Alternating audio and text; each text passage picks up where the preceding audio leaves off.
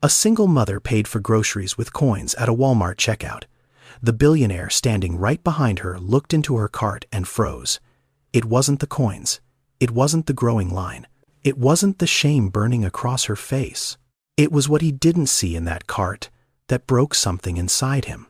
Because 27 years ago, a woman just like her had done the exact same thing in the exact same store, and that woman was his mother. 41-year-old Darius Kincaid hadn't cried since the day he buried her. Darius Kincaid was not the kind of billionaire who made headlines.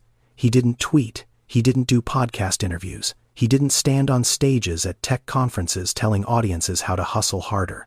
He ran a $4.7 billion logistics empire from a corner office in downtown Boston, and most people who passed him on the street wouldn't have looked twice. That was by design. At 41, Darius was the sole owner and CEO of Kincaid Logistics Group, a freight and supply chain company that moved everything from medical equipment to fresh produce across 37 states. He'd built it from nothing. Not from a trust fund, not from a Stanford dorm room, not from a family connection that opened the first door. From a rusted box truck he'd bought at 23 with $3,200 borrowed from a credit union in Dorchester that almost didn't approve the loan because his credit score was 581 and his collateral was a handshake. That truck became 2 trucks. 2 became 6. 6 became a fleet. The fleet became a company.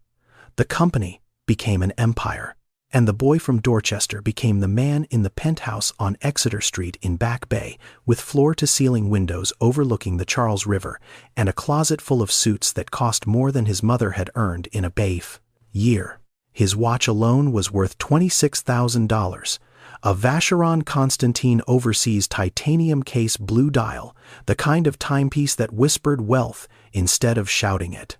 He wore it every day, not because he cared about watches, but because it was the first expensive thing he'd ever bought himself, and every time he glanced at it, he remembered what time used to mean when you were poor. Time meant shifts. Time meant bus schedules. Time meant how long until the lights got cut off. Darius didn't flaunt. He didn't own a yacht. He didn't throw parties.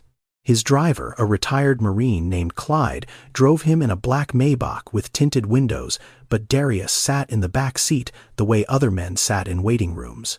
Quiet, still, somewhere else entirely. Because the truth about Darius Kincaid, the truth that no Forbes profile or Business Journal feature had ever captured, was that he hadn't enjoyed a single day of his wealth. Not one. Not the day the company crossed $1 billion in revenue. Not the day he bought the penthouse. Not the day Bloomberg called him one of the most influential black entrepreneurs in America. Every milestone arrived hollow like a package delivered to the wrong address. Because the only person who would have made any of it matter was already gone. Lorraine Kincaid. His mother. She died 12 years ago. Congestive heart failure at 54 in a 1-bedroom apartment on Hancock Street in Dorchester, with $47 in her bank account and a refrigerator that held half a loaf of bread, a jar of mustard, and a gallon of milk she'd bought for a son who no longer lived. There, she died 3 years before Darius made his first $1 million. 3 years before he could have moved her anywhere, bought her anything, given her everything she'd spent a lifetime pretending she didn't need. 3 years too late. That math haunted him the way only permanent math can. The kind you can't renegotiate, can't restructure, can't solve with money or power or time. Lorraine had worked 2 jobs for as long as Darius could remember. Janitorial at a downtown office building from 6 in the morning until 2 in the afternoon. Then prep cook at a soul food restaurant on Blue Hill Avenue from 4 until close. She came home smelling like pine sol and fryer grease. Her hands swollen, her back bent, her smile still somehow intact. And every night, no matter how late she walked through that door, she'd check on Darius in his bed, pull the blanket up to his chin, and whisper the same thing. "You eat first, baby. Mama already ate." She never ate first. Not once. Not in 18 years of raising him alone after his father left when Darius was 3. She'd serve him dinner, sit across the table, and drink water or coffee while he ate, pretending she'd already had something at the restaurant. He believed her until he was 12. Then he started noticing.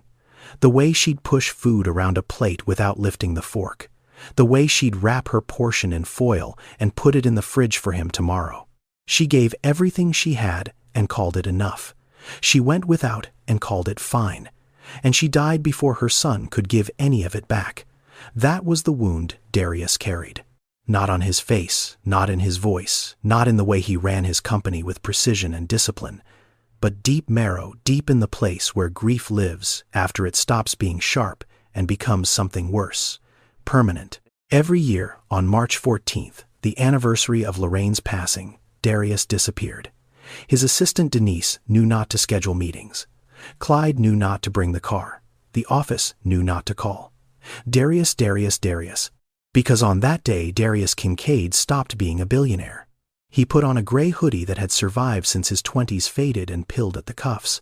He drove his old Honda Civic, a 2009 model, with 143,000 miles that he kept registered and insured and parked in a private garage for exactly this purpose. And he went home. Not to the penthouse. Home. Dorchester. He drove down Blue Hill Avenue with the windows cracked, letting in the March air that still carried winter's bite, past the barber shop where he got his first haircut, past the corner store where Lorraine sent him for milk on school mornings, past the bus stop where she stood every single day at 5:15 a.m. in shoes that were splitting at the sole because she'd spent the shoe money on his school supplies instead. He parked at Oak Lawn Cemetery and walked to Plot 47 Section C, a modest headstone, gray granite. Lorraine Marie Kincaid, beloved mother.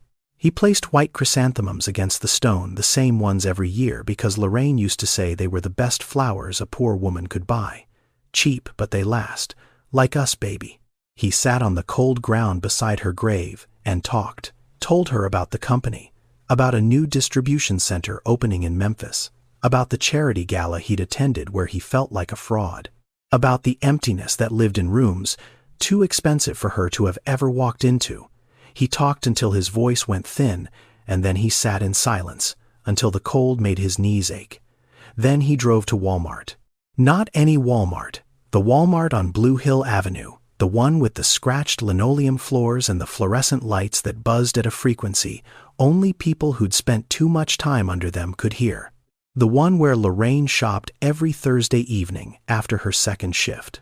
The one where Darius as a boy had walked the aisles beside her, watching her do math in her head at every shelf, calculating, subtracting, choosing between what he needed and what she could afford, which were never the same list. Every year Darius walked through this store. He didn't buy anything. He just walked.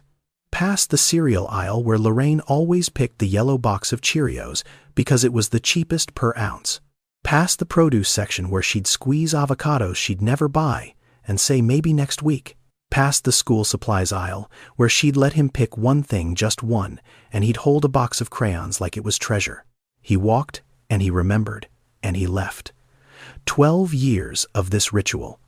12 years of walking through a Walmart like a ghost visiting the living. But this year, something shifted. He stopped at the cereal aisle, reached up to the shelf, wrapped his fingers around a yellow box of Cheerios, 8.9 ounces, same brand, same size, same shelf position. He looked at it for a long time. Then he put it in a basket. It was the first thing he'd purchased in this store in 12 years.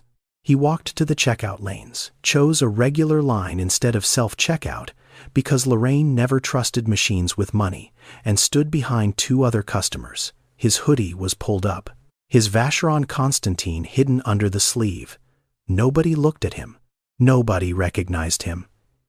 In Dorchester, in this Walmart, he was just another man holding a box of cereal. The line moved slowly. The person directly in front of him finished and left, and then Darius saw her. A woman. Late 20s, maybe 30. Thin in a way that wasn't athletic, that came from skipping too many meals and pretending it was a choice. She wore a jacket too light for March in Boston, denim no lining, the zipper broken halfway up so it hung open at the collar. Her jeans were torn at the left knee. Not fashion. Wear. Her hair was pulled back in a tight ponytail, clean but dry, the kind of hair that hadn't seen conditioner in months. Her fingernails were trimmed, short filed even, but 3 of them were cracked down the middle. She'd given up on vanity, but not on dignity. Darius recognized that difference instantly, because his mother had lived inside it every day of her life. A boy stood beside her, maybe 7. Quiet still, his small hand gripping the fabric of her jacket near the hip like an anchor. He didn't fidget, he didn't ask for candy, he didn't look around. He watched his mother with the steady, serious eyes of a child who had learned too early that the world required paying attention. In the cart's fold-down seat, a smaller child slept. A girl, maybe 4 head, tilted against the plastic frame, a thumb hovering near her mouth, wearing a pink coat that was slightly too big, the sleeves rolled twice at the wrist. The woman unloaded her items onto the conveyor belt with careful, deliberate movements. Each item placed precisely, not tossed, not rushed. She was counting. Darius could see it in her lips. Micro-movements, numbers running behind her eyes like a ticker. A woman who knew exactly how much she had and was making sure she didn't cross the line. The cashier, a heavy-set woman in her 50s with reading glasses on a chain and a name tag that said Keisha, began scanning. The beeps came steady. Item after item. The total climbed on the small screen. 3142, 3618, 3991, 4112, 4372. Keisha read the total aloud. 4372. The woman reached into her jacket pocket and pulled out a worn Ziploc bag. Then another. Then a third. 3 small plastic bags, each filled with coins. Quarters in one, dimes in another, nickels and pennies mixed in the third. She'd sorted them, counted them, organized them the night before with the precision of someone who treated every cent like a soldier in a war she was barely surviving. She opened the first bag and poured quarters onto the counter. They spread across the surface in a metallic whisper. Keisha looked at the coins, exhaled through her nose so softly, only someone watching closely would have noticed, and began counting. The line behind Darius grew.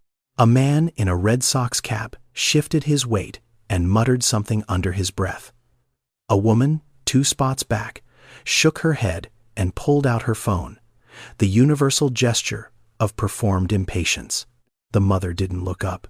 Her hands trembled slightly as she opened the second bag. Dimes scattered across the counter like tiny silver apologies. The boy beside her, the 7-year-old with the serious eyes, looked at his mother's shaking hands, then looked down at his shoes. He knew. Even at 7, he knew exactly what this moment cost her. Not in money. In something heavier than money. In the quiet currency of shame that poverty charges on every transaction. In front of $43.72 worth of groceries. In front of a growing line of strangers. In front of her children. This woman was paying for survival with pennies, and every coin that hit the counter sounded like an apology she shouldn't have had to make. Darius stood 2 spots back, his box of Cheerios in one hand, and watched. He wasn't impatient. He wasn't checking his phone. He was looking at the conveyor belt where her items sat waiting to be bagged. And for the first time, he actually saw what was there. A yellow box of Cheerios, 8.9 ounces.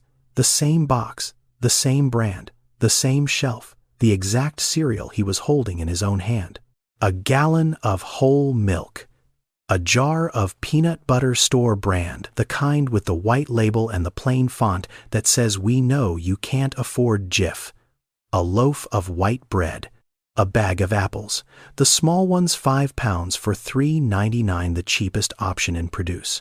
A 6-pack of juice boxes, fruit punch, the ones with the cartoon parrot on the front. Children's socks, size 7. A bottle of children's chewable vitamin C. 2 composition notebooks, wide ruled. A box of colored pencils, 12 count. And a bottle of children's cough syrup, grape flavor. Darius scanned the items again, then again, then once more, slowly, the way a man reads a sentence that changes the meaning of everything before it. Every single item was for children. The cereal was for them. The milk was for them. The socks, the vitamins, the notebooks, the cough syrup, all of it. Every coin she was counting, every penny she was scraping from the bottom of a Ziploc bag was being spent on her kids.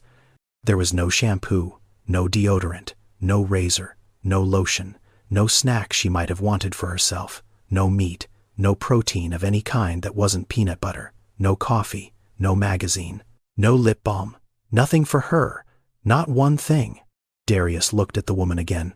The broken zipper, the thin jacket, the dry hair, the cracked nails.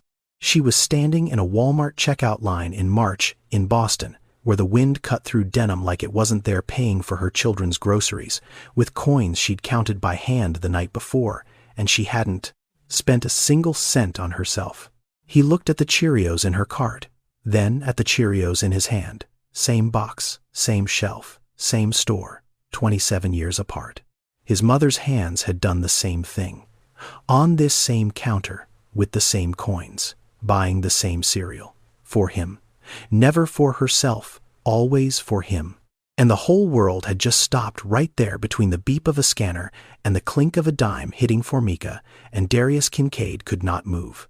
He couldn't step forward, couldn't step back, couldn't breathe without something inside his chest threatening to come apart at the seams, something he'd spent 12 years welding shut with work and wealth and distance. Because this wasn't a stranger buying groceries. This was his mother.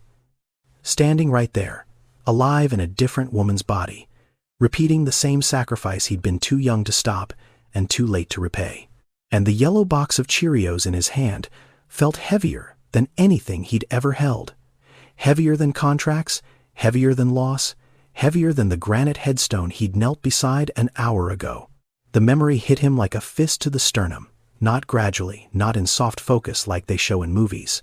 It came all at once, whole and sharp and merciless, dragging him 27 years backward through time, while his body stayed rooted to the linoleum floor of a Walmart checkout line.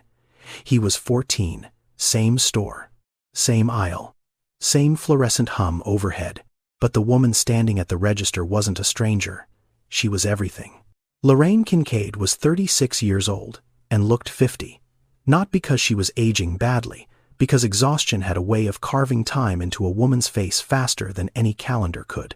She worked 2 jobs, janitorial at the Prudential Tower downtown 6 a.m. to 2 p.m., scrubbing toilets and mopping floors in an office building where men in suits walked past her like she was furniture. Then, prep cook at Gigi's Soul Kitchen on Blue Hill Avenue 4 p.m. to close, peeling potatoes and chopping onions until her fingertips cracked and bled into the cutting board. She came home every night, smelling like bleach and cooking grease, her hands swollen, her lower back bent in a way that never fully straightened anymore. But she smiled, always. Like the pain was a secret she'd agreed to keep from the world as long as the world kept her son safe. Darius's father had walked out when Darius was 3. No note, no forwarding address, no child support. Just a man who decided that the weight of a family was heavier than the door he walked through. Lorraine never spoke about him. Not with anger, not with sadness, not with anything at all. She simply closed that chapter and carried the rest of the book on her own back. That Thursday evening in Walmart, Lorraine placed her items on the conveyor belt with the same careful precision Darius had just watched the woman in front of him use. Every item deliberate, every choice calculated. Cheerios, yellow box, 8.9 ounces. Whole milk, 1 gallon. Peanut butter store brand. White bread, a bag of small apples, the bruised ones on clearance because they were $1 cheaper. Children's socks, size 5. A bottle of children's cold medicine, because 14-year-old Darius had been coughing for 3 days and she'd been cutting her own doses of NyQuil in half to stretch it for him. Every item for him. Nothing for her. Not a bottle of lotion for the hands that cracked every winter. Not a box of tea for the headaches she never admitted she had. Not a single thing that existed solely because Lorraine Kincaid was a person who deserved things too. She paid in coins. Quarters first counted out in stacks of 4, then dimes, then nickels and pennies poured from a sandwich bag she'd folded neatly in her apron pocket. The cashier, a teenage girl who couldn't have been older than 16, counted slowly. The line behind them grew. Someone sighed.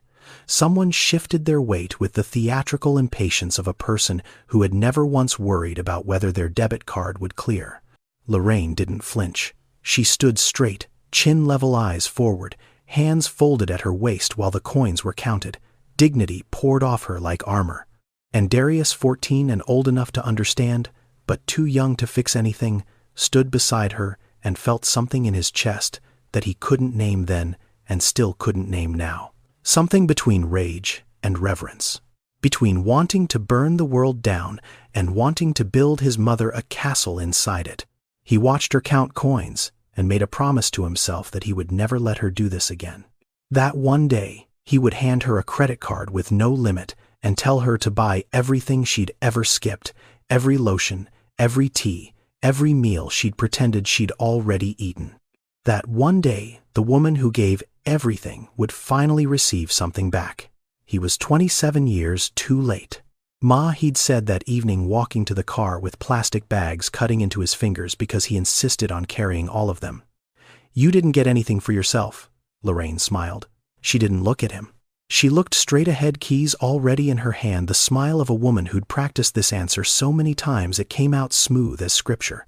"Mama already ate, baby. Don't worry about Mama." She hadn't eaten. He knew that now. He'd known it since he was 16 when he started paying attention to the math. When SNAP ran out on the 23rd of the month, Lorraine switched to cash. And when the cash ran out 3 days later, she switched to nothing. Coffee in the morning, free bread rolls from Gigi's, water from the tap. For 5, sometimes 7 days, she survived on air and willpower and the absolute refusal to let her son see hunger on her face. She never asked for help. Not from the government, not from neighbors, not from the church on the corner that ran a food pantry every Saturday. "We don't take handouts, Darius," she'd say, pressing his school shirt with an iron that had a frayed cord she refused to replace. "We figure it out." Pride was her weapon. Pride was also her cage. And she lived inside both, until her heart gave out at 54 in the apartment on Hancock Street, with $47 in her savings account and a refrigerator that held milk for a son who hadn't lived there in 6 years. 3 years before he made his first million. 3 years before he could have moved her anywhere, given her anything, told her she'd never have to count another coin as long as she lived. Darius stood in the checkout line at Walmart on Blue Hill Avenue, holding a box of Cheerios identical to the one his mother had bought 27 years ago, and watched a stranger count coins with the same trembling hands, the same straight spine, the same invisible armor of dignity wrapped around the same desperate math. And for the first time in 12 years, his eyes burned. Not because he was sad, because he was too late. Again, he knew the numbers. Every year, his company's charitable foundation published an annual report. Every year, Darius read it cover to cover, not because he cared about the PR, but because the data kept him honest, kept him connected at least on paper to a world he'd climbed out of, but never truly left. 13 million children in America lived in food-insecure households. 13 million. That wasn't a typo. That wasn't a third-world statistic. That was here, in the richest country on earth. 13 million children who went to bed not knowing if breakfast was guaranteed. Single mothers were 5 times more likely to live below the poverty line than two-parent households. 5 times. Not 2, not 3, 5. And the average SNAP benefit, the government's answer to hunger, came out to roughly $6.30 per person per day. That was $2.10 per meal. $2.10 to feed a child breakfast, lunch, and dinner, in a country where a medium coffee at Starbucks cost more than that. And here was the part that most people never saw: SNAP benefits ran out. They were calculated monthly, distributed on a fixed schedule, and for millions of families, the math simply didn't stretch. By the 3rd or 4th week, the card was empty. The balance hit 0. And whatever gap remained between government assistance and actual survival had to be filled with something else. Side jobs, borrowed money, skipped meals, coins counted on a kitchen table at midnight by a mother too tired to sleep but too determined to quit. That was what Tamara was doing right now. Darius could see it with a clarity that cut through every quarterly report and philanthropic summary he'd ever read. This wasn't data. This was a woman standing 6 feet in front of him, paying for her children's groceries with sorted coins because the system had done the math and decided her family wasn't worth another 31 days of food. His mother had never applied for food stamps. Never once. "We don't take handouts, Darius." She'd said it like a mantra, like a prayer, like a shield she held up against a world that already thought less of her for being poor and black and alone. She filled the gap with overtime shifts and free restaurant scraps and the kind of creative hunger management that no one teaches in school but every poor mother learns by instinct. And this woman, this stranger in the broken zipper jacket, wasn't using an EBT card either. She was paying in coins. The same pride, the same refusal, the same quiet war fought with pennies instead of weapons. Darius stood behind her and felt the full weight of what it meant to know a statistic and then watch it breathe. The coins came up short. Keisha had counted everything twice. 3 Ziploc bags emptied every quarter, and dime and nickel and penny spread across the counter like a battlefield of copper and silver. The total was $43.72. The coins added up to $40.55, $3.17 short. Tamara stared at the total on the screen, then at the items still sitting on the conveyor belt. Her face didn't crumble, it tightened. The muscles around her jaw pulled inward, the kind of tension that comes from years of practicing composure in front of your children, the kind of mask that only a mother could hold in place while her stomach dropped through the floor. Her eyes moved across the belt. Cheerios, milk, peanut butter, bread, apples, juice, socks, vitamins, notebooks, colored pencils, cough syrup. She reached for the colored pencils, a 12-count box, $2.47. If she put those back, she'd still be short, but closer. Her hand hovered over them the way you hover over something that belongs to your child, knowing that pulling it away is a wound you'll carry longer than they will. A small voice broke the silence. Not loud, barely above a whisper. "It's okay, Mama. I don't need those." Micah, 7 years old. Standing beside his mother with his hand still gripping the hem of her jacket, his serious brown eyes looking up at her with an understanding that no 7-year-old should possess. He'd seen the math on the screen. He'd watched his mother reach for the pencils. And he'd done the calculation himself, not in numbers, but in the only currency a child understands. His mother's face, her jaw, her eyes, the way her breathing changed when things got tight. He didn't need the pencils. He needed her to stop looking like that. Darius heard the boy's voice, and something inside his chest folded in half. Not cracked, not broke, folded. Like a piece of paper that had been holding its shape for 12 years and finally couldn't anymore. He didn't think. He didn't calculate. He didn't run the decision through the filter of logic or consequence or self-protection that governed every other choice in his $4.7 billion life. He stepped forward. He placed his box of Cheerios on the conveyor belt right next to hers and looked at Keisha. "Ring it all together. I've got it." Tamara turned around. Not fast, not startled, slow. The way a woman who's been surprised too many times by bad news turns to face whatever's coming next. She looked at Darius. Gray hoodie. No watch visible. No wallet flash. Just a man with tired eyes holding nothing but a box of yellow cereal. Her expression wasn't grateful. It wasn't angry. It was guarded, layered, the face of someone who'd learned that kindness from strangers almost always came with a price. "Sir, I don't need charity." The words came out steady, practiced.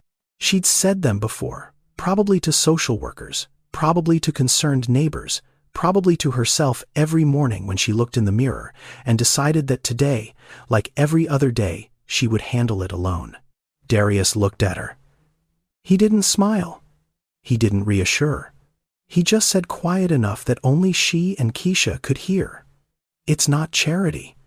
My mama used to buy the same Cheerios from this same store. I figured the least I could do is finish what she started." Tamara blinked. The sentence didn't make sense to her, he could see that. But something in his voice did. Something behind the words that wasn't pity, wasn't performance, wasn't the hollow generosity of a man trying to feel good about himself. It was pain. Raw, lived-in, familiar pain. The kind that one person recognizes in another, the way veterans recognize each other across a crowded room. She didn't say anything else. She watched him pull out a debit card, plain navy blue, no platinum edges, no raised numbers. Nothing that whispered wealth. He swiped it. The screen flashed approved. $47.19. Keisha bagged the groceries without comment, her eyes moving between Darius and Tamara with the quiet awareness of someone who'd been behind that register long enough to know that some moments didn't need narration. "Thank you." Tamara's voice was small, fractured at the edges like glass held together by surface tension alone. She picked up the bags. Micah grabbed the one with the cereal and the pencils, clutching it against his chest like he'd been given a gift and was afraid someone might take it back. Darius nodded. He didn't offer his name, didn't ask for hers, didn't reach for a business card or a phone number or any of the gestures that would have turned this moment into something transactional. He just stepped aside and let them walk past. He should have left. The ritual was over. The Walmart visit, the cemetery, the Cheerios, all of it complete. The logical, disciplined part of his brain, the part that had built an empire by knowing when to walk away, told him to go home. Back to the penthouse. Back to the silence. Back to the calendar that would fill tomorrow with meetings about freight contracts and distribution routes and quarterly earnings projections. But his feet didn't move. Because he was watching Tamara walk toward the exit, Micah holding her hand on one side, Zuri still asleep in the cart on the other. And just before she pushed through the automatic doors, Tamara stopped. She knelt down beside Micah, leaned close to his ear, and whispered something. Darius couldn't hear the words. He was too far away. But he knew them. He knew them the way you know the lyrics to a song your mother sang every night of your childhood. He knew them the way you know the shape of a wound you've carried so long it's become part of your skeleton. He followed them to the parking lot. Not close, not obvious. 3 rows of cars between them, enough distance to be invisible, close enough to hear if the wind cooperated. Tamara opened the rear door of a Honda Civic, 2003 faded silver. A dent in the passenger side door, one tail light held in place with red tape. She lifted Zuri gently from the cart and placed her in a car seat that had seen better years. The buckle clicked. Zuri didn't stir. Micah climbed into the back seat and buckled himself in. He looked at the Walmart bags on the seat beside him, then looked at his mother standing outside the door. "Mama, can we eat the crackers now? I'm hungry." Tamara reached into the bag, pulled out a sleeve of saltine crackers, handed them through the open door. Micah took them, tore the plastic bit into one. Crumbs fell on his jacket. He chewed for a moment, then held the sleeve toward her. "You want some?" And Tamara Osei, 29 years old, standing in a Walmart parking lot on Blue Hill Avenue, in a jacket that couldn't keep out March, looked at her son with a smile that had been passed down through generations of women who loved harder than they lived, and said the 5 words that stopped Darius Kincaid's heart. "Mama already ate, baby. You go ahead." Darius was standing 3 parking spaces away, his hand on the hood of his Honda Civic, the wind carrying her voice across the asphalt like it had been aimed directly at the center of his chest. Mama already ate. The same words, the same cadence, the same lie wrapped in the same love, delivered with the same smile that didn't reach the eyes because the stomach behind it was empty and had been empty since yesterday, maybe the day before, maybe longer. The same performance a million mothers had given in a million parking lots across a million versions of this exact moment, choosing hunger over honesty, because honesty would mean admitting to a 7-year-old that the world had failed them both. Darius put both hands on the hood and lowered his head. The metal was cold under his palms. The parking lot was loud with carts and engines and the distant beep of a truck backing up. But all he could hear was that voice, hers, and underneath it layered, like a ghost track on an old recording, his mother's. "Mama already ate, baby. Don't worry about Mama." 12 years of held-together composure cracked open in a Walmart parking lot at 4:17 in the afternoon on March 14th. He didn't sob. He didn't make a sound. But tears ran down his face, and his hands shook against the hood, and the box of Cheerios he'd set on the roof of his car sat there catching the late afternoon light like a small yellow monument to everything he'd lost, and everything he was looking at right now. He watched the silver Honda pull out of the space, watched it turn left toward the exit, watched the brake lights blink red at the stop sign before it merged onto Blue Hill Avenue and disappeared into traffic. He pulled his phone from his hoodie pocket. His hands were still shaking when he dialed. Denise picked up on the second ring. "Mr. Kincaid." I thought today was your... I need you to do something for me." His voice was steady enough to function, but Denise had worked for him for 9 years. She heard the fractures underneath. "What do you need?" "A background check. Not criminal, situational. Employment history, housing status, family structure, medical education, everything. I need it by tomorrow morning." "Whose?" Darius looked at the empty parking space where the Honda had been. He didn't know her name. He didn't know where she lived. He had nothing except a license plate number he'd read while standing 3 spaces away with tears on his face. He gave Denise the plate number. Then he said, "And Denise, this stays between us, of course." He hung up and stood in the parking lot for a long time. The sun was dropping behind the buildings on Blue Hill Avenue, painting the Walmart facade in the same orange light that used to come through the kitchen window of the apartment on Hancock Street while his mother stood at the stove, reheating whatever was left from Gigi's pretending she'd already had her share. His mother's voice came to him then. Not the lie. The truth. Something she'd said once late at night when she thought he was asleep sitting at the kitchen table with a cup of black coffee and the electric bill open in front of her. "The hardest thing about being poor isn't the hunger, baby. It's pretending you're not hungry so your child doesn't worry." Darius Kincaid stood in a parking lot in Dorchester and watched the sky go dark and felt for the first time in 12 years that his mother was trying to tell him something, not from beyond the grave. Not in some mystical way, but through the woman who'd just driven away with 2 children and an empty stomach and 3 words that had outlived the woman who first spoke them. "Mama already ate." He got in the Honda, sat behind the wheel, didn't start the engine, just sat there watching his breath fog the windshield, thinking about his mother, about the stranger, about the yellow box of cereal sitting on his passenger seat like a bridge between 2 women who'd never met but had lived the exact same life, 27 years apart. He was going to find her, not to give her money, not to be a hero, not to prove anything to anyone, but because his mother had spent her whole life pretending she wasn't hungry and she died before anyone could sit her down and say, "You matter, you're seen, you don't have to carry this alone." He couldn't save Lorraine. She was gone. But the woman in the parking lot wasn't. Not yet. And Darius Kincaid, who'd built a $4.7 billion company on logistics, on the science of getting the right thing to the right place at the right time, finally understood what that skill was actually for. Denise sent the file at 11:14 p.m., 2 days of digging, 48 hours of pulling public records, cross-referencing addresses, and building a profile from the kind of data that exists in government databases, but rarely gets read by anyone who could actually do something about it. Darius opened the email on his laptop in the penthouse. The city glowed through the floor-to-ceiling windows behind him. The Charles River was black and still reflecting the lights of Cambridge on the far bank. His coffee had gone cold 2 hours ago. He hadn't noticed. Tamara Na Osei, 29 years old, born in Roxbury, Massachusetts. Mother Abena Osei emigrated from Accra, Ghana in 1989. Father Jerome Osei, American-born, left the family when Tamara was 5. No forwarding address.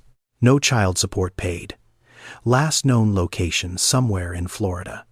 Last contact never. Darius read that line twice. His own father had left when he was 3. Last known location nowhere that mattered. Last contact, a door closing, and a silence that lasted a lifetime. Tamara's mother Abena worked as a nursing aide at a long-term care facility in Mattapan for 22 years. She died 6 years ago. Complications from type 2 diabetes.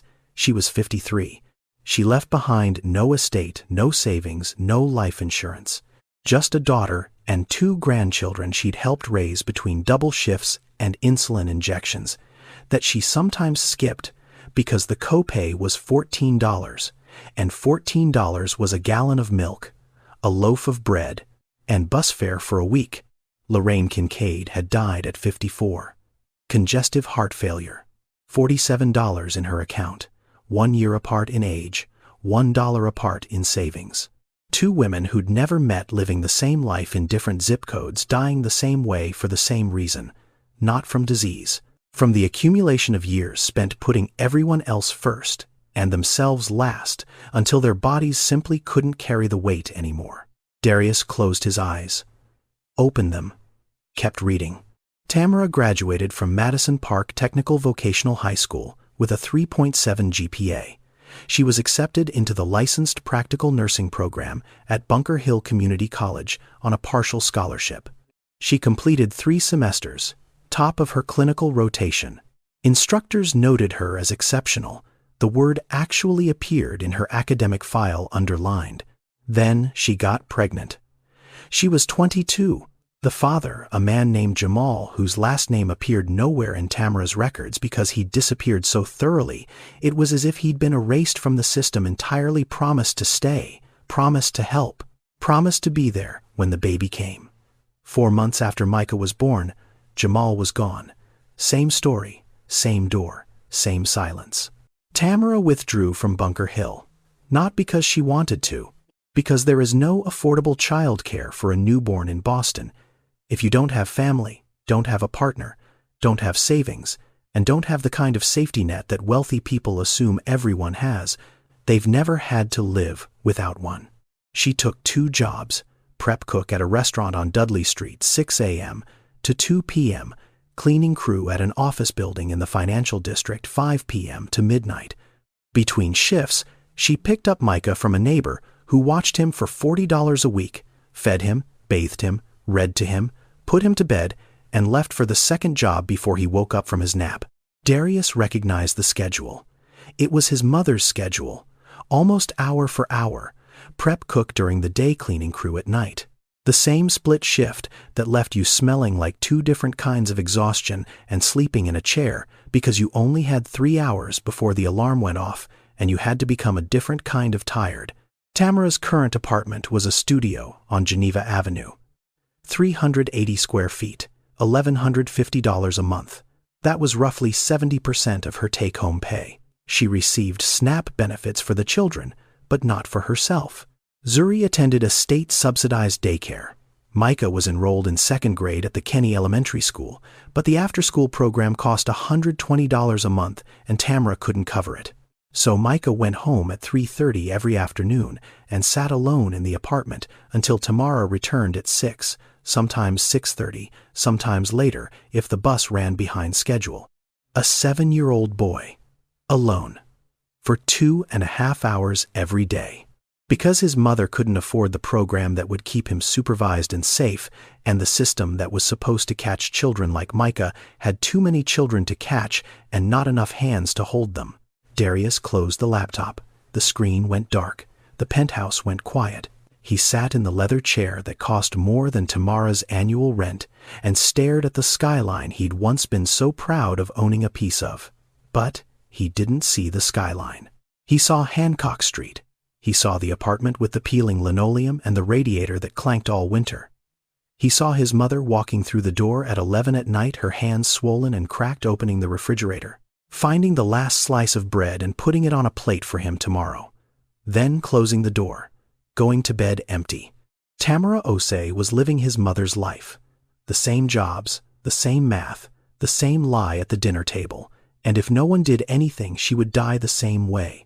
Alone at 50-something in a small apartment, with nothing in the bank, and everything she ever had already given away to children who would spend the rest of their lives wishing they'd known sooner.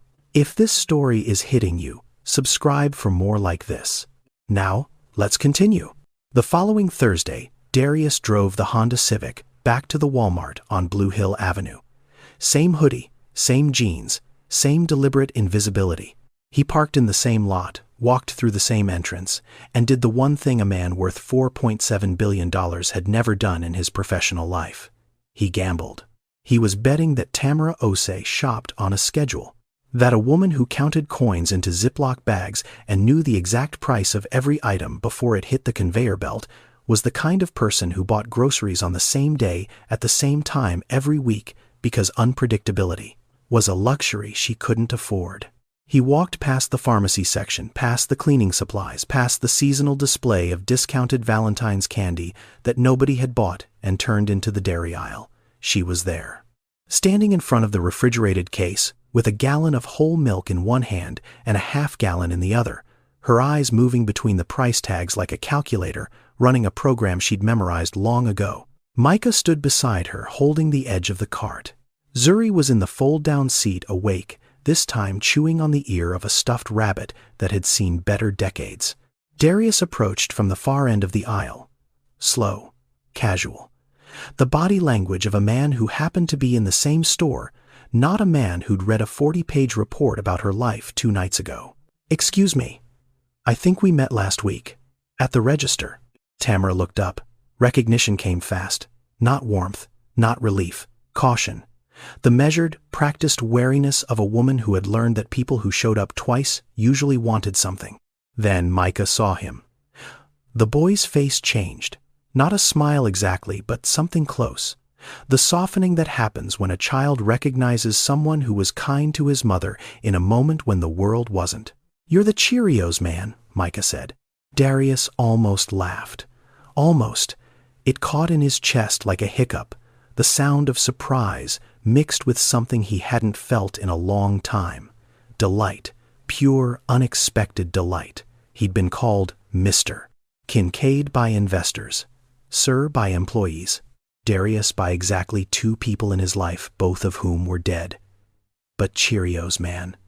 That was new. "I am," he said. "That's me." Tamara put the milk back. The gallon. She kept the half-gallon. The cheaper option. The math never stopped, even mid-conversation. "I wanted to say thank you again," she said carefully. "For what you did. You didn't have to. I know I didn't." Silence. The fluorescent hum of the dairy case filled the space between them. Darius knelt down slow, like a man who'd learned from his mother that the fastest way to earn a woman's trust was to speak to her children first. "Hey, Micah, what grade are you in?" Second Micah said. "At Kenny Elementary. On Glenway, you know it. I used to walk past it every day. My school was 3 blocks over." Micah studied him with those serious brown eyes. "Did you walk by yourself every day?" Something passed between them. A recognition that only 2 people who'd grown up in the same neighborhood and the same kind of alone could understand. Darius stood and looked at Tamara. "Can I buy you and the kids lunch? There's a diner 2 blocks from here. My mom used to take me there after shopping." Tamara's jaw tightened. The instinct to refuse was visible, physical, like a wall being built in real time between his offer and her pride. He'd seen the same wall in his mother 1,000 times. The architecture of dignity in a world that offered help like a transaction and expected gratitude like a receipt. "It's just lunch," Darius said quietly. "No agenda, no strings, just pancakes and bad coffee."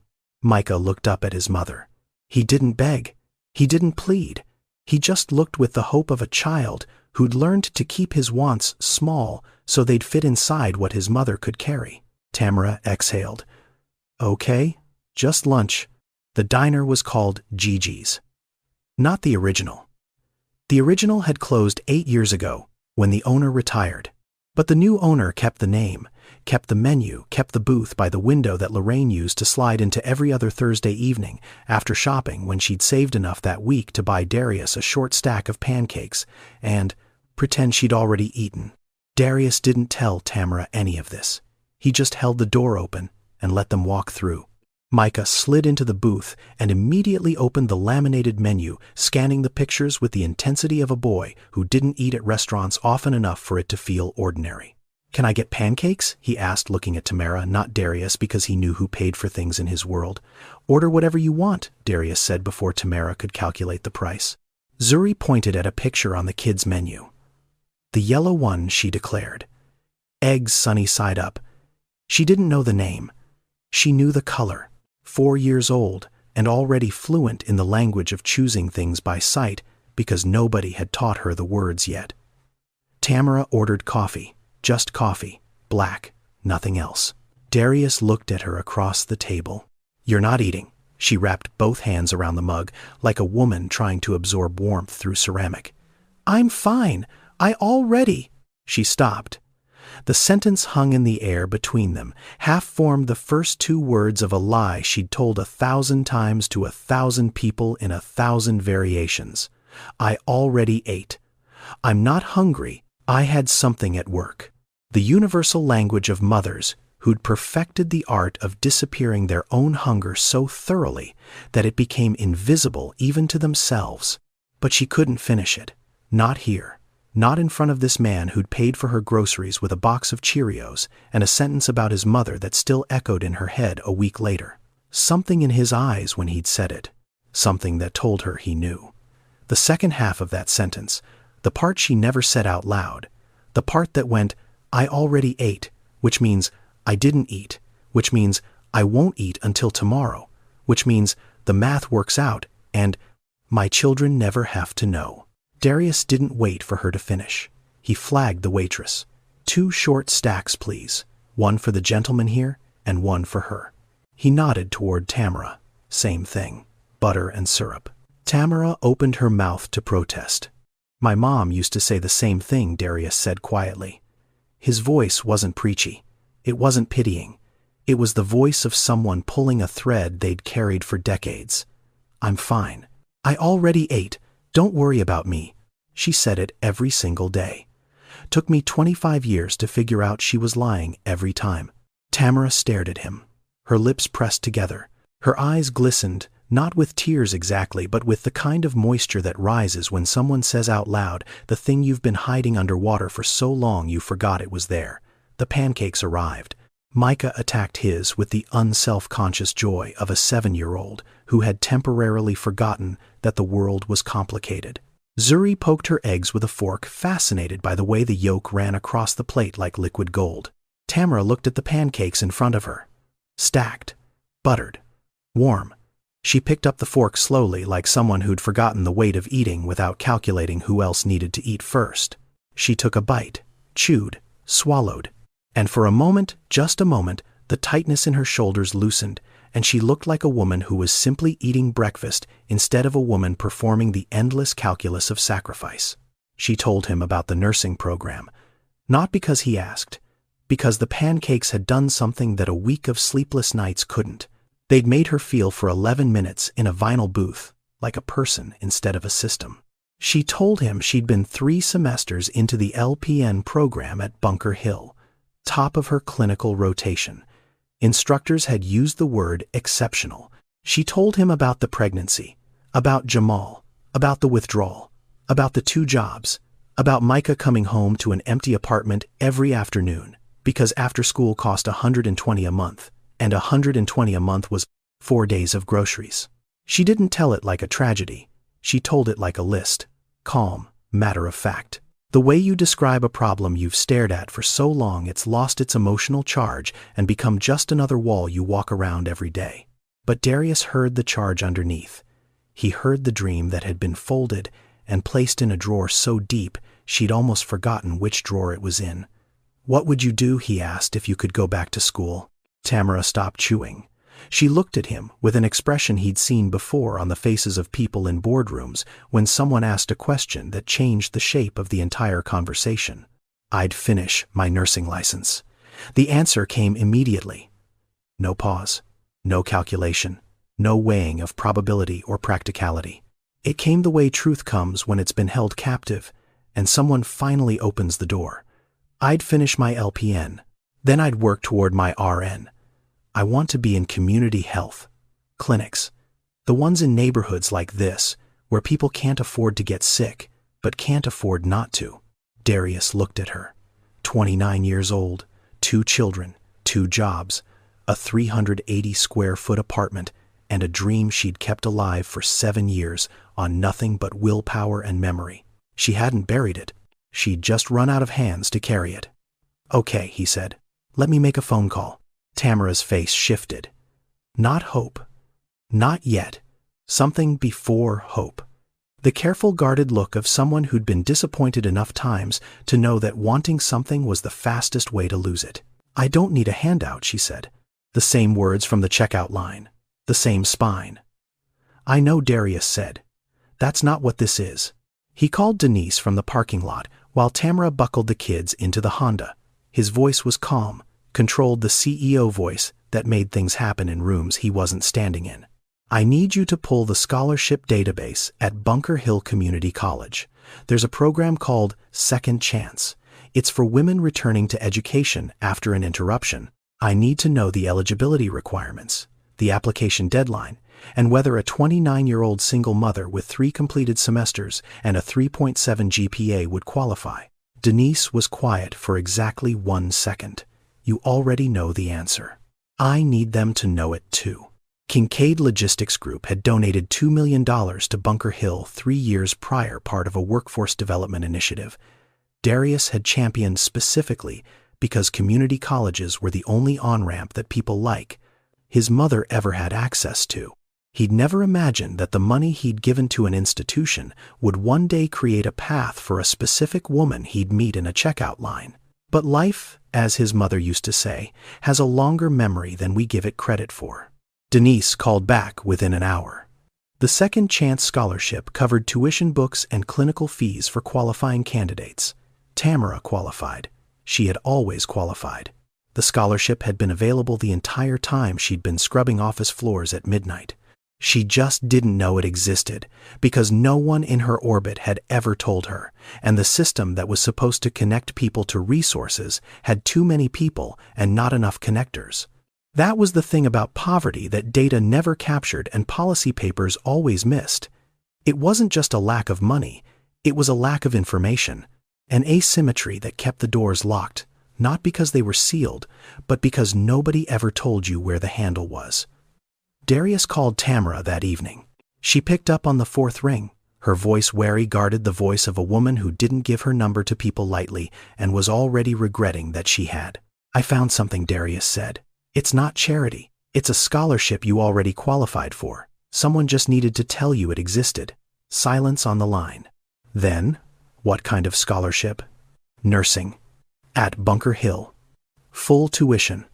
Books. Everything. It's called Second Chance. It was designed for exactly your situation. More silence. Longer this time. Darius could hear Zuri babbling in the background. The sound of a television turned low. The hum of a radiator that probably worked half the time.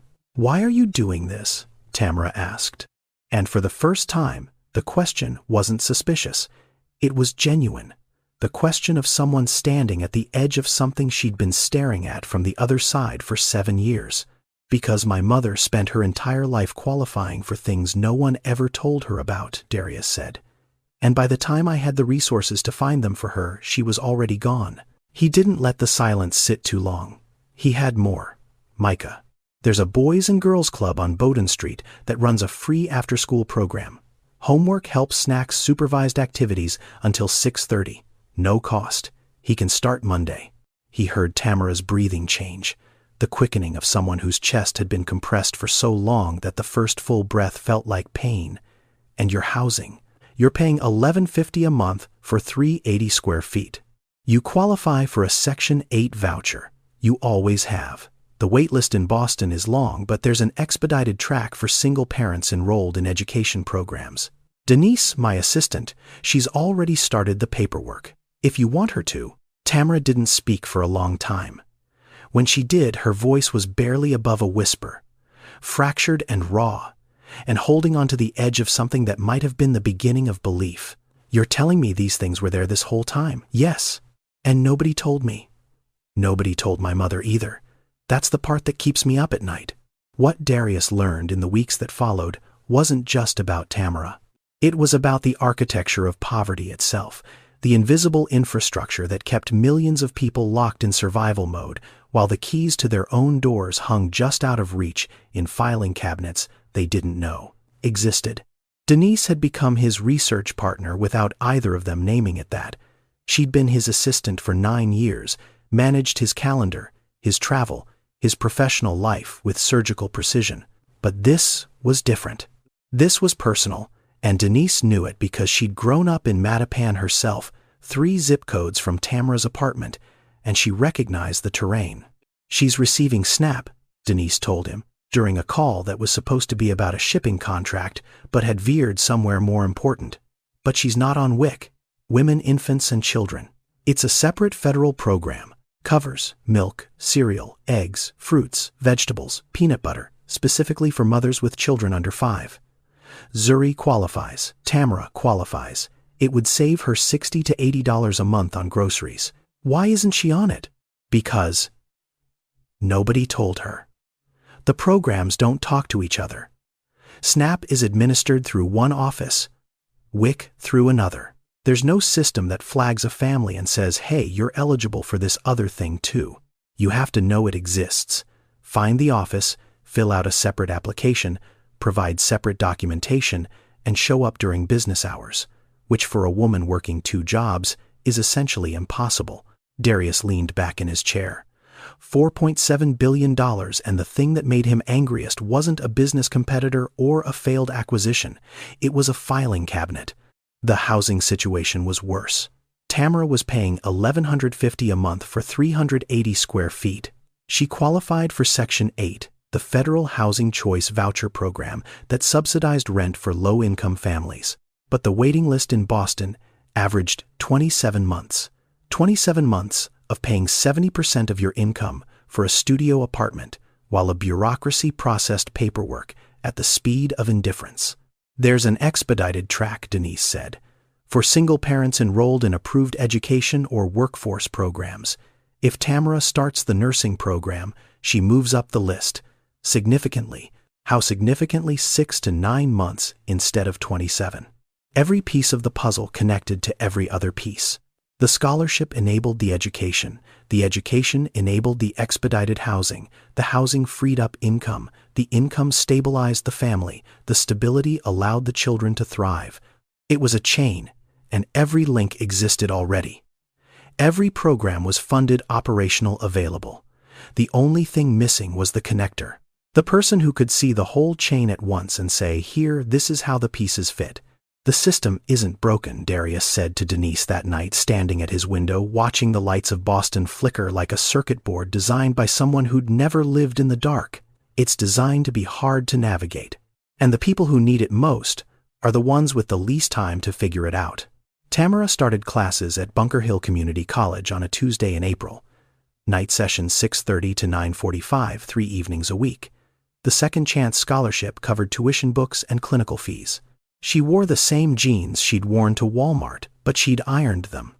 She carried a backpack Micah had decorated with stickers from the after-school program at the Boys and Girls Club on Bowdoin Street, where he now went every afternoon until 6:30, instead of sitting alone in the apartment, counting the minutes until his mother came home. Zuri's daycare extended her hours through a supplemental voucher Denise had helped Tamara apply for. It added 90 minutes to the end of the day, which didn't sound like much until you understood that 90 minutes was the difference between making it to class and not. The first week, Tamara sat in the back row of the anatomy lecture hall and didn't speak. She took notes in a spiral notebook she'd bought at the dollar store, writing small and tight to make the pages last. The professor, a woman in her 50s, named Dr. Adaize Nwosu, taught with the kind of clarity that made complex systems feel like stories. The nervous system was a highway. The circulatory system was a river delta. The skeletal system was architecture. Tamara understood architecture. She'd been building and rebuilding her own life structure for 7 years with materials that kept breaking. By the second week, she raised her hand in class for the first time. By the third week, she answered a question the rest of the room couldn't. By the fourth week, Dr. Nwosu pulled her aside after lecture. "You learn like someone who's been waiting for this," the professor said. Tamara looked at her. "I have been. 7 years." Dr. Nwosu nodded the nod of a woman who recognized hunger that had nothing to do with food. "Don't waste it." Darius stayed in the background. He didn't visit the campus. He didn't attend classes. He didn't insert himself into the daily rhythm of a life that wasn't his. He called Tamara every 2 weeks, short calls, 10 minutes, 12 at the most. "How are the kids? How's the program? Do you need anything?" The answer to the last question was always no, and Darius respected that because he knew it meant she was building something she could stand on by herself, and the worst thing he could do was make her dependent on someone else's floor. Sometimes, a package arrived at her apartment from Amazon, a used copy of Tabor's Cyclopedic Medical Dictionary, a set of colored highlighters, a pocket-sized anatomy flashcard set. No note, no return name, just a shipping label from a warehouse in Kentucky. Tamara knew who it was. She didn't mention it. Neither did he. The building on Geneva Avenue began to change around her. Not physically. The walls were still thin. The radiator still clanked. The hallway still smelled like cooking oil and carpet cleaner. But the ecosystem shifted. Jewel Patterson lived in apartment 312, one floor above Tamara. 68 years old, retired from the Boston public school system after 31 years as a cafeteria worker with knees that ached when it rained, and a television that stayed on all day because the silence bothered her more than the noise. She'd watched Tamara come and go for 2 years. Watched her rush down the hallway with Zuri on one hip and a bag over the other shoulder. Watched her come home at midnight, fumbling with keys, her back bent like a woman twice her age. One Tuesday evening, as Tamara was strapping Zuri into the car seat and trying to calculate whether she had enough gas to get to campus and back, Jewel appeared in the doorway of the building. "Give me the baby," she said. Not a question, an instruction. The kind of sentence that comes from a woman who raised 4 children of her own and had no patience for logistics that could be solved by a willing pair of arms. Tamara froze. "Miss Jewel, I can't ask you to." "You didn't ask. I'm telling. Give me the child. Go to school. She'll be asleep in 20 minutes, and I'll be watching my shows. Bring her up when you get home." Tamara's eyes filled. She didn't argue. She handed Zuri to Jewel, who settled the girl against her shoulder with the practiced ease of someone who'd held 1,000 children and walked back inside, humming a song that sounded like something from a church Tamara had never attended, but somehow recognized. From that night on, Jewel watched Zuri every Tuesday, Wednesday, and Thursday. She never asked for money. Tamara tried once, and Jewel looked at her the way Odette Thibodeau would have looked at someone trying to pay for kindness. "Child, I spent 30 years feeding other people's children for $8.40 an hour. This one I feed for free." Micah, for his part, started carrying Jewel's trash down to the dumpster without being asked. Every Tuesday and Thursday like clockwork. He'd knock on her door at 6:15, take the bag, disappear down the stairs, and come back with his hands empty and his chin up. 7 years old and already fluent in the only language of gratitude that mattered: action. Tamara brought homemade banana bread to class in the 6th week. She'd baked it at midnight the night before, using a recipe she'd found in a library book, and bananas Jewel had given her that were going brown. She cut it into 12 pieces and set it on the shared table in the study room, where 4 other students, all women, all mothers, all returning after interruptions that had lasted between 3 and 11 years, gathered after lecture 2. Review notes. "I figured, if we're all going to suffer through the musculoskeletal system together, we might as well eat," Tamara said. They laughed. They ate. They studied. And by the 7th week, the study group had a name chosen by a 34-year-old woman named Renee, who was returning to school after leaving an abusive marriage and starting over with nothing but a court order and a determination to become something her daughter could be proud of. They called themselves the Second Chancers. Tamara was becoming slowly, and without announcement, the center of a small orbit, not because she sought it, because she'd been helped, and the first thing she did with the stability was extend it outward, the way a person who'd been drowning and finally touches solid ground, doesn't climb to higher land, but turns around and reaches back into the water. Month 4 broke her. Not all at once. Not dramatically. The way most things break when you're poor and tired, and trying to hold together a life that has too many moving parts and not enough margin for error. It breaks quietly in the space between 2 a.m. and 5 a.m., when the apartment is dark and the world is asleep, and you're the only person awake, because sleep is a luxury that requires a mind at rest, and your mind hasn't rested in 4 years. Zuri got an ear infection on a Wednesday. Double otitis media, both ears, the kind that turns a 4-year-old into a screaming, inconsolable furnace of fever and pain. The pediatrician prescribed amoxicillin $14 with the discount card and 3 days home from daycare. 3 days. 3 days meant Tamara couldn't work the morning shift at the restaurant. One missed shift was $180 she wouldn't see on Friday's check. $180 was groceries for a week and a half. $180 was the margin between making rent and not, and the anatomy midterm was on Friday. Tamara sat on the floor of her apartment at 2 in the morning, with her back against the radiator, the textbook open across her knees, the pages blurring because her eyes had been open for 21 hours. Zuri was asleep on the sofa, the fever broken by 10 o'clock, but the exhaustion lingering in her small body like a tide that hadn't fully gone out. Micah was asleep in the bed curled around a pillow, his backpack already packed for morning, because he was the kind of child who prepared for tomorrow before today was finished. Tamara stared at the diagram of the skeletal system. 206 bones. She could name 142 from memory. She needed all of them by Friday. Her vision swam.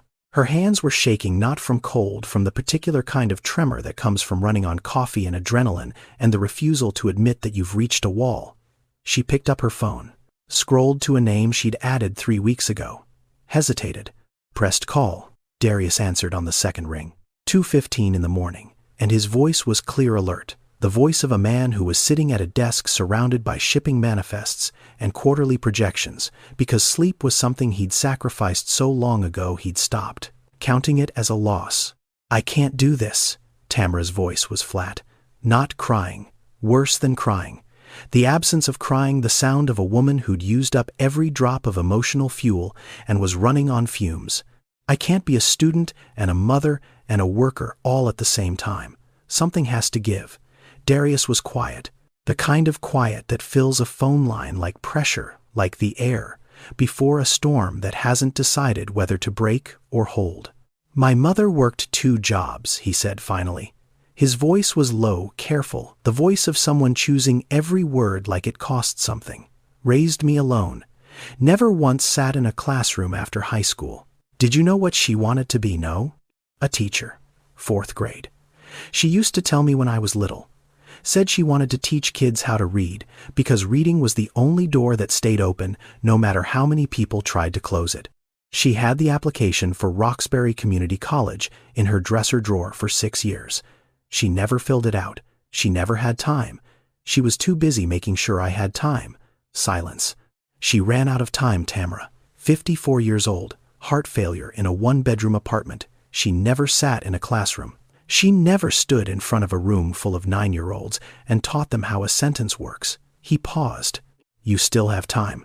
Don't waste hers." The words landed in the dark apartment like stones dropped into still water. Don't waste hers. Not don't waste yours. Hers. The accumulated hours of every mother who'd worked 2 jobs and skipped meals and counted coins and said Mama already ate so her child could have one more chance at something she never got. Tamara didn't respond. She set the phone on the floor beside her, pressed both palms flat against the textbook. The skeletal system stared up at her 206 bones, arranged in the shape of a body that was designed to stand upright even when everything around it collapsed. She wiped her eyes with the back of her hand, turned to the section on the axial skeleton, and read. She studied until 5 in the morning. 3 hours of silence broken only by the turning of pages and the click of the radiator and the soft breathing of 2 children who would never know that their mother almost quit at 2:15 a.m. on a Thursday in July, and kept going because a man she barely knew reminded her that time was a debt she owed to women who'd never had enough of it. She took the midterm on Friday, scored a B+. Not perfect, not the top of the class, but passing solid earned in the trenches of a life that gave her no margin and demanded everything. When she told Darius the grade on their next call, he was quiet for a moment. Then he said, "Your mother would have been proud of that." And for the first time in the conversation, Tamara's composure cracked. Not with sadness, with the particular kind of grief that comes from hearing someone name a person you've been carrying in silence for 6 years. She would have, Tamara whispered. She really would have. March 14th came again the way it always did. Quiet, heavy, the kind of day that sits on your chest before your eyes even open. Darius drove the Honda Civic down Blue Hill Avenue with the windows cracked. Same hoodie, same route, same silence in the car that felt less like absence and more like presence, like someone sitting in the passenger seat who'd been gone for 12 years but never really left. He parked at Oaklawn Cemetery and walked to Plot 47 Section C. The headstone looked the same. Gray granite, Lorraine Marie Kincaid, beloved mother. The grass around it was trimmed because Darius paid a groundskeeper $100 a month to keep it that way, one of the smallest and most important line items in his entire financial life. He placed the chrysanthemums against the stone, white, the cheap ones that lasted. Like us, baby. He sat on the cold ground, the way he did every year, his back against the granite, his knees pulled up, looking out across the rows of headstones that stretched toward the tree line. For 12 years he'd come here and talked about business, about revenue, about expansion plans and quarterly projections and the new distribution center in Memphis. He'd talk about the company because the company was the only language he had left, the only proof he could offer that the years she'd spent counting coins and skipping meals and lying about having already eaten had produced something measurable, something that looked like it was worth the cost. But this year he didn't talk about the company. I met someone, Ma. The wind moved through the cemetery. A bird called from somewhere behind the maintenance shed. She reminds me of you. Same cart, same coins, same lie about already eating. He paused, swallowed. She's got 2 kids, a boy who's too serious for 7 and a girl who sleeps through everything. The boy holds her jacket the way I used to hold yours, like if he let go you'd disappear. He pulled a blade of grass from the ground and rolled it between his fingers. I couldn't save you. I know that. I was 3 years too late and $1 billion too slow. You died in that apartment with $47 in the bank, and I was still trying to figure out how to get a second truck on the road. His voice cracked. Not dramatically, quietly, the way concrete cracks when pressure builds from underneath. But I think maybe that's why I stopped in that Walmart, not because I planned to. Not because I'm generous or kind or any of the things people say about me in magazines. I stopped because the universe put your face on a stranger and dared me to walk past it. And I couldn't. I physically could not walk past your face again. He leaned his head back against the stone. I've been running from this for 12 years, Ma. Building things, buying things, filling up the penthouse with furniture that costs more than our apartment and pretending that's the same as filling up the emptiness. But it's not. You know it's not. You always knew the difference between full and furnished. A car passed on the road beyond the cemetery wall. The sound faded. The quiet returned. I think I've been helping her because I'm trying to help you. And I know that doesn't make logical sense. You're gone. She's not you. But she's living your life, Ma. The same 2 jobs. The same empty fridge. The same smile that says everything's fine while her stomach eats itself. He wiped his eyes with the heel of his hand. If I can't go back and fill your cart, maybe I can fill hers. If I can't sit you down at Gigi's and make you eat the pancakes instead of watching me eat them, maybe I can do it for her. Not as a replacement, as a continuation, as proof that the way you loved me didn't die when you did. He sat there until the sun moved behind the trees and the shadow of the headstone stretched long across the grass. Then he stood up, pressed his palm flat against the cold granite, the way you press your hand against a closed door when you know someone's on the other side, and walked back to the car. He'd built a $4.7 billion company. He'd moved freight across 37 states. He'd been on the cover of Forbes and Bloomberg and every business publication that measured human beings in dollars. But the most valuable thing Darius Kincaid had ever done was pay $43.72 for a stranger's groceries in a Walmart on Blue Hill Avenue, because that was the moment he stopped running from his mother and started running toward her. 14 months after that Thursday, at the checkout line, Tamara Osei walked across a stage at Bunker Hill Community College and received her licensed practical nursing certificate. The auditorium was small. Fluorescent lights, plastic folding chairs, a wooden podium with a microphone that squeaked when you adjusted it. The ceiling tiles had water stains in the corners, and the air conditioning hummed loud enough to compete with the applause. It was not Harvard. It was not a grand ballroom with chandeliers and keynote speakers and alumni donations funding the champagne. But for Tamara standing on that stage in a blue gown she'd ironed at 5 that morning, it was the most important room she'd ever walked into. Micah sat in the front row. 8 years old now, wearing a white button-down shirt Tamara had pressed with the same iron she used for her gown, the collar slightly crooked because he'd buttoned it himself and refused help. He sat straight. He didn't fidget. He watched the stage with those serious brown eyes, and when the announcer called his mother's name, Tamara Naa-Ose, he clapped with both hands above his head, like he was trying to make the ceiling hear. Zuri sat on Jewel Patterson's lap in the second row, 5 years old, now clutching a stuffed cat named Biscuit, whose left ear had been loved to a permanent bend. She clapped when everyone else clapped, not because she understood the significance, but because clapping felt like the right thing to do when Mama was smiling and everyone else was making noise. Darius sat in the third row. Hoodie, jeans, the Vacheron Constantine hidden under his sleeve. Nobody around him recognized him. Nobody looked twice. He was just another guest in a room full of families watching their people cross a stage, and that anonymity was the most comfortable thing he'd worn in years. Tamara walked to the podium. The dean handed her the certificate. She took it with both hands, the same way she'd held the Ziploc bags of coins at Walmart 14 months ago. But this time her hands didn't shake. This time the thing she was holding wasn't a measurement of what she couldn't afford. It was proof of what she could become. She looked out at the audience, found Micah first, then Zuri, then Jewel. Then, 3 rows back, the man in the hoodie who'd paid for her Cheerios with a sentence about his mother and changed the trajectory of her entire life without once making her feel like she owed him anything. Their eyes met. Darius nodded. Small. The kind of nod that carries more than words can hold. After the ceremony, the hallway was crowded with families taking photos, graduates hugging children running between legs. Tamara found Darius near the water fountain, standing apart from the crowd the way he always did, like a man who'd built a life in boardrooms but felt most himself in margins. She didn't say thank you. She'd said it before enough times that the word had begun to feel too small for what it was supposed to contain. Instead, she reached into the pocket of her blue gown and pulled out a small white envelope. "This is for you," she said. Darius took it, opened it. Inside were bills and coins. He counted without thinking the way you count, when the numbers are already familiar. $43.72. Exact. And a folded piece of paper. Notebook paper, the kind from a composition book.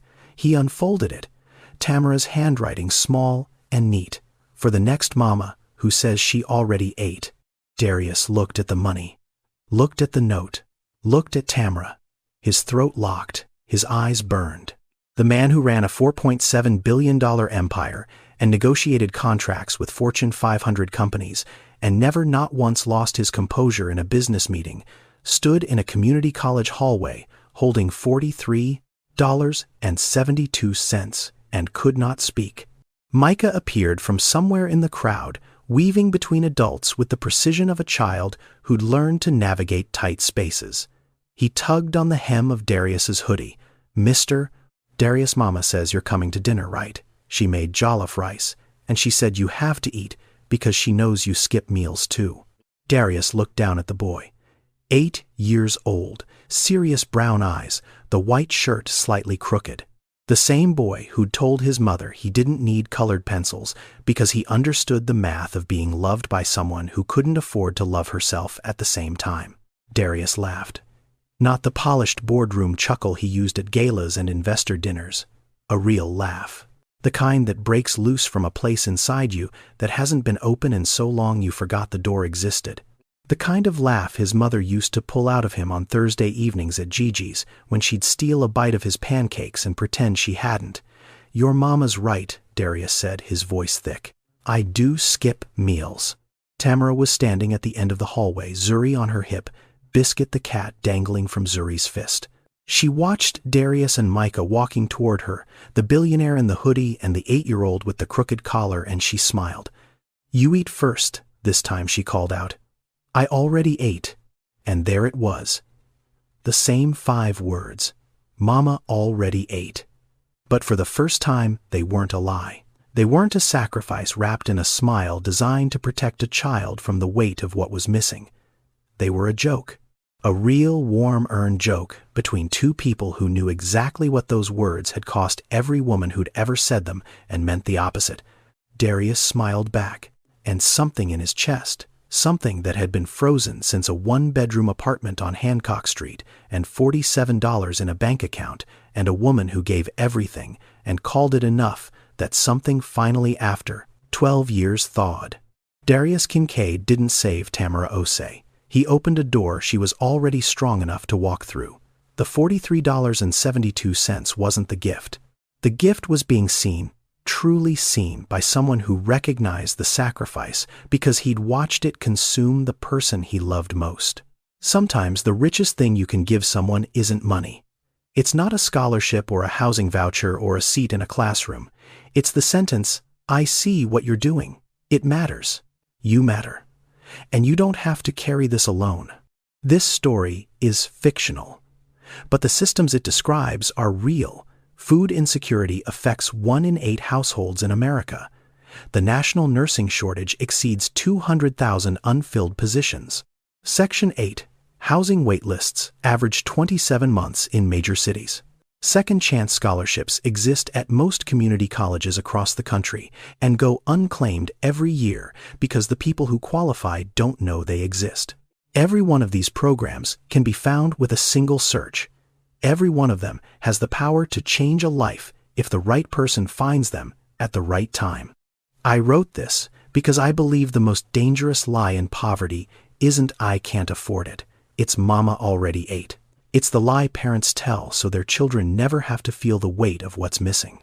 It's the lie that keeps families functioning while the person holding them together slowly disappears. If you know a parent like that, someone who counts coins, who skips meals, who buys everything for their kids and nothing for themselves, don't look away. Don't walk past. See them. That's where everything starts. Thank you for watching. Subscribe if this story meant something to you. Share it with someone who needs to hear it. See you in the next one.